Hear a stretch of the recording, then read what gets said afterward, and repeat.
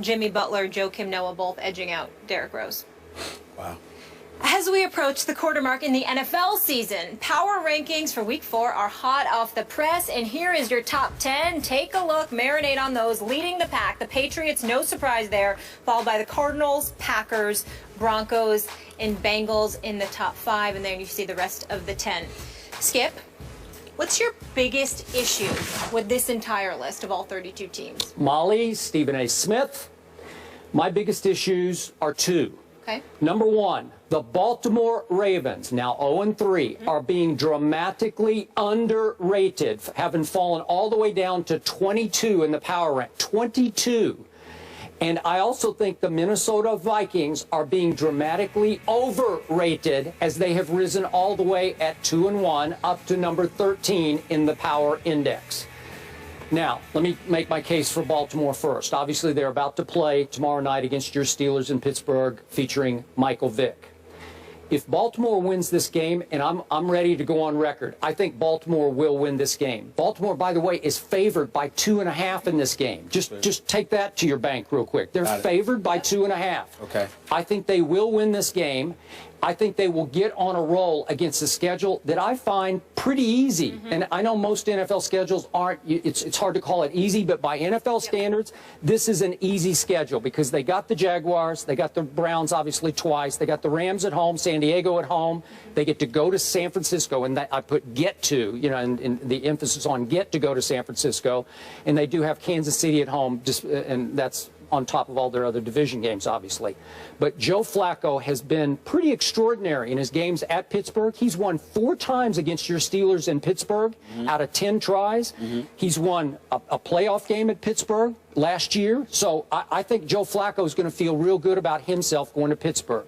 Now, if you want to fire back at me and say at 0-3, they've just learned how to lose games, like they're just going to play close enough to be in the game and then lose it, you can feel free. You can tell me that without Mr. Suggs, my friend Terrell Suggs, that they've lost too much leadership as well as ability. He's an aging player, obviously, at 33, but he still brought a lot of pop to that defense and obviously to that locker room. If you want to make that case, I'm fine with it. I think this roster is much better than it's played so far. And by the way, all 3 games it played went to the wire. They could have won all 3 times. They probably should have won at Denver. Flacco threw a great pass to Crockett Gilmore in the end zone, hit him right in the hands, and 2 Broncos came across and made a hellacious play to save the day and save the game in that one. Then they had to stay out west. They went to the Raiders. We're going to talk about the Raiders a little. I also think the Raiders are being underrated, but I'm going to save that for a little bit. But remember, that game was 37-33 because Derek Carr hit Seth Roberts with 30 seconds left for a touchdown from 12 yards out. That won the game 37-33, so they probably should have won that game. And then we know what happened against the Bengals, and we're both saying, hey, the Bengals are better than we thought. But that game, the Ravens led that until 2:16 were left in that game at home. They had a chance to close that deal until Andy Dalton finally hit A.J. Green from 7 yards for a touchdown to win the game. So they could have, maybe should have won all 3 games. So I'm looking at a team that ESPN's football power index, our in-house sort of logarithm, if you will, that system says that they should be favored to win 10 of their remaining 13 games. Well, that's pretty good. So I'm saying, what's the problem with Baltimore? And I know with our power index, where our writers vote, they just look at the record. And they say they're 0-3, so they're down to 22. Right. But just a quick point. The flip side of this is the Vikings. Okay, so they lost a game at San Francisco, and we now kind of know what the 49ers are and what they're not. But they lost 20-3. Then they beat Detroit 26-16. We're kind of seeing what Detroit is and mostly what it is not. Can't run the ball. Right. And then San Diego, we're starting to see what they are and what they definitely are not. And they beat them 31-14. That's overrated. They're not going to be that good. They're not going to make the playoffs. I said it before the year. I don't think they're any threat to Aaron Rodgers' Packers in that division. So those are my two big issues, and obviously Minnesota is all the way up at 13. Well, first of all, I completely disagree with you about the Ravens. Okay. I think that they belong, they may not belong at number 22. Like, for example, I don't think the Chargers, even at 1 and 2, deserve to be ranked ahead of the Ravens personally. That's just my personal belief. But when you're 0-3, you're 0-3. When you've lost Terrell Suggs after letting the feet get away to Chicago and you can't defend against the run, then you really got a problem. Okay, so I look at the Baltimore Ravens and I say that's problematic. Not only that, but when you look at them and they can't run the football, Justin Forsett has really dropped off So far. Compared to last year. So far compared to last year. And you combine that with Steve Smith Jr., what a beautiful name, by the way, him being Steve Smith Sr., I'm sorry, when you consider... no, you're senior, he's junior. Well, I ain't, right? no, I'm Stephen A., but okay. if there was a Stephen A. Smith Sr. and he said that would be different. Okay. But I'll give him the senior title right now. It doesn't bother me at all. He's big time.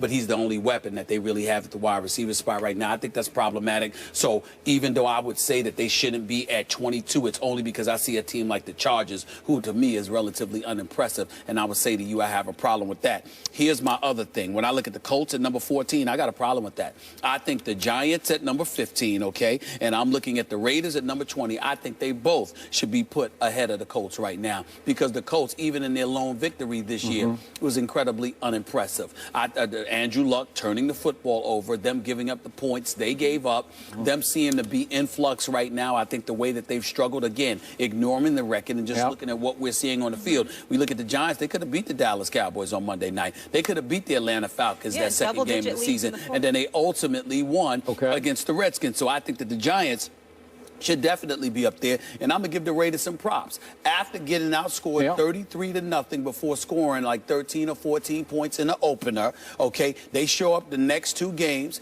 and they show out and they produce. Okay, save it, because we're gonna get to them. But I agree with you on that. We'll get to them. So I want to elevate the Raiders. Then I look at the Dolphins at number 23, and I'm saying to myself, why are they not lower? Why are the Titans lower than them? With Mariota, yeah, they lost the last two games, but they won their opener, and as far as I'm concerned, they've been more competitive than the Dolphins, and they look to be on the way up, and the Dolphins look to be on the way down.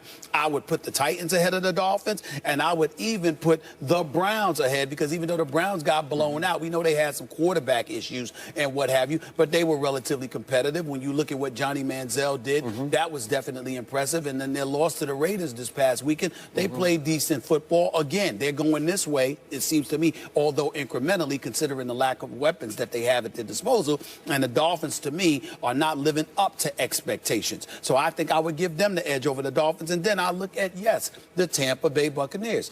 Yes, they are 1-2. But other than that stinker in game one for a rookie quarterback in Jameis Winston, over the last two games, they beat the New Orleans Saints, and they were competitive last week. And I just look at them from the perspective that you've got a rookie quarterback who's learning to play the game, didn't make nearly as many mistakes over the last two games compared to what he made in the first game. And then you look at the Vincent Jackson, the Mike Evans of the world, Doug Martins of the world. You know that Lovie Smith can coach that defense once again. Even though they have a 1-2 record, I see them going this way. I see the Dolphins going that way. And my last point is the Steelers. Because when I look at the top of these rankings right here, I'm looking at the Steelers, and although I can respect the Seahawks, and they are my Super Bowl pick, as of yet, I don't believe they deserve to be ranked ahead of the Pittsburgh Steelers. I don't like that at all. I think the Steelers need to be ahead of the Seahawks. That's where I'm at. All right. Now, back to my original point. Sure. I'm going to hold your feet to the fire. Please. Are you telling me the Ravens are done? They're not going to make the playoffs? I think it looks that way, Skip. Okay. I think, you know what? If they lose this game to Pittsburgh tomorrow night, I think it's safe to say they're pretty much done at 0-4. I think the Steelers are going to have the challenge of their life because there's a desperate Ravens team that's going up against Michael Vick, not Big Ben Roethlisberger. That's why I'm going to think about that pick even more, because the Ravens back against the wall. They lose this game, they're not making the playoffs. The season's over. Okay. I'm going to dig in. They will not lose this game, and I give them still a very good shot at winning this division, even from 0-3. I got you. Okay? I got you. That's how much respect I have for the head coach and the general manager. I have tremendous respect for Ozzie Newsome and John Harbaugh. You know that. But I think there comes a point in time in a season where it just ain't your year. Suggs going down, I think, is a devastating blow to the defense and to the spirit of this team. They have to win tomorrow night to save this season. We'll see what I pick tomorrow.